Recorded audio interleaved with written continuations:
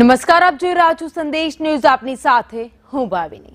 મહત્વના સમાચારથી શરૂઆત. તો રાજકોટમાં એટલાન્ટિસ બિલ્ડિંગમાં આગ લાગી છે. 150 ફૂટ રિંગ રોડ પર એટલાન્ટિસ બિલ્ડિંગમાં આગનો બનાવ આજના દિવસે બન્યો છે. બિલ્ડિંગના 6થા માળે ભીષણ આગ લાગી. આગમાં દાઝી જતા 2 લોકોના મોતની આશંકા અત્યારે સેવાઈ રહી છે.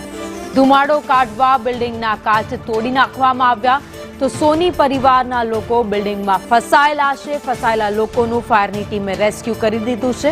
તો ફાયર બ્રિગેડ દ્વારા રેસ્ક્યુ અને બચાવની કામગીરી અત્યારે ચાલી રહી છે. આપણે સારી રીતે બહાર નીકળ્યા છીએ અને અત્યારે કોઈ પણ પ્રકારનું આગ નથી. બધી જ આગ કંટ્રોલમાં આવી ગઈ છે અને રહીશોએ પણ શાંતિ રાખવા માટેની વિનંતી છે. મેં કીધું એમ કે આગના કારણો હવે તંત્ર તપાસ કરે ત્યારે જાણવા મળશે, પરંતુ રેસ્ક્યુનું કામ પૂર્ણ થાય છે અને લગભગ 3 જેટલા લોકોને આગના કારણે નાની મોટી પ્રોબ્લેમો થયા છે. એમાં 2 ફાયરના જવાનો છે અને અન્ય લોકો છે. એને સિવિલમાં સારવાર ચાલે છે. એ સિવિલના રિપોર્ટ આવ્યા પછી ખબર હજુ તપાસ કરવા સુધી નથી પહોંચ્યા, કારણ કે અમારા માટે પહેલું કામ રેસ્ક્યુનું હતું અને કંટ્રોલ કરવાનું હતું. હવે શેના કારણે થઈ તપાસ થશે.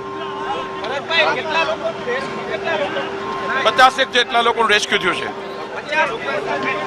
તો જે પ્રકારે ડોક્ટર ભરત બોગરાનું કહેવું છે કે 50 લોકોનું રેસ્ક્યુ કરવામાં આવ્યું છે.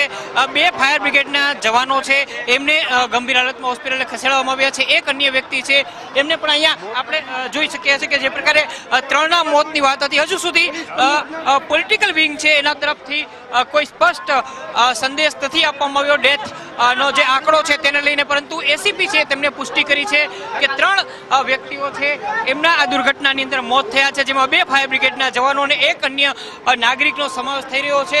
સ્પષ્ટ હજુ સુધી જ્યાં સુધી સિવિલ હોસ્પિટલમાંથી પ્રાથમિક રિપોર્ટ કે વિગતો નહીં આવે ત્યાં સુધી ડેથનો જે આંકડો છે એ સ્પષ્ટ રૂપથી સામે નહીં આવી શકે, પરંતુ એસીપી જે ચૌધરી છે તેમનું સ્પષ્ટ કહેવું છે કે 3 વ્યક્તિઓના મોત થયાની વિગતો પોલીસ પાસે પ્રાપ્ત થઈ છે. 50 લોકો છે એમનું રેસ્ક્યુ કરવામાં આવ્યું છે અને 5મા અને 6થા માળે છે એ કોઈ કારણોસર આગ લાગી હતી. બહુમાળી ઇમારત છે.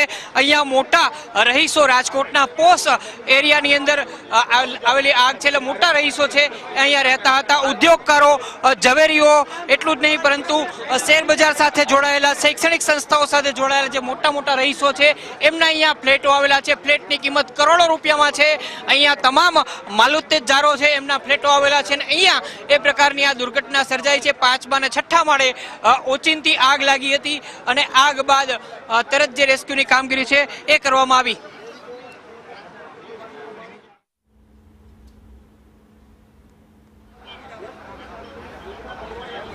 બિલકુલ, રાજકોટ શહેરના જેટલા પણ પોલિટિકલ લોકો, ખાસ કરીને ડેપ્યુટી મેયર, સ્થાનિક ફાયર બ્રિગેડ સમિતિના ચેરમેન હોય, ફાયર બ્રિગેડના જવાનો હોય, એસીપી ડીસીપી હોય ને અત્યારે પોલીસ કમિશનર સહિતના અધિકારીઓ છે પહોંચ્યા છે, વહીવટી તંત્રના અધિકારીઓ પહોંચ્યા છે. એટલે કહી શકાય કે તમામ તંત્ર અહીંયા પહોંચ્યું છે અને રાહત અને બચાવની જે કામગીરી છે એની સમીક્ષા કરવામાં આવી રહી છે. મોટાભાગના લોકોને જે માળ ઉપર આગ લાગી હતી 5મા અને 6થા, ત્યાંથી સલામત રીતે બહાર કાઢી લેવામાં આવ્યા છે. 3 લોકો છે એ ગંભીર રૂપથી ઇજાગ્રસ્ત થયા હતા.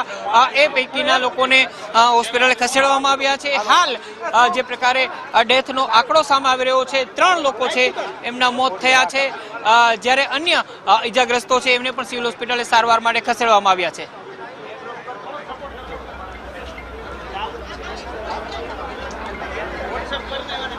જી મયુર, આભાર સમગ્ર માહિતી માટે.